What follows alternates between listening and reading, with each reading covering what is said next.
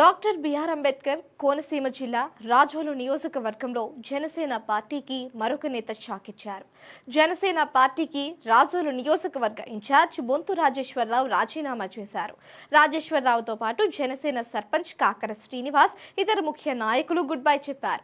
రాజేశ్వరరావుతో పాటుగా జనసేన నేతలంతా ఇవాళ తణుకులో ముఖ్యమంత్రి వైఎస్ జగన్మోహన్ రెడ్డి సమక్షంలో వైఎస్ఆర్సీపీలో చేరనున్నారు. బొంతు రాజేశ్వరరావు ఉమ్మడి ఆంధ్రప్రదేశ్లో ఇరిగేషన్ ఇంజనీరింగ్ ఇన్ చీఫ్ గా పనిచేశారు. వైఎస్ రాజశేఖర్ రెడ్డికి సన్నిహితుడిగా చెబుతూ ఉంటారు.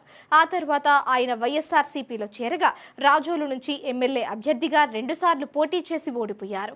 2019 ఎన్నికల్లో రాజోలు నుంచి జనసేన తరపున గెలిచిన రాపాక వరప్రసాదరావుపై కేవలం 800 ఓట్ల తేడాతో బొంతు రాజేశ్వరరావు ఓడారు.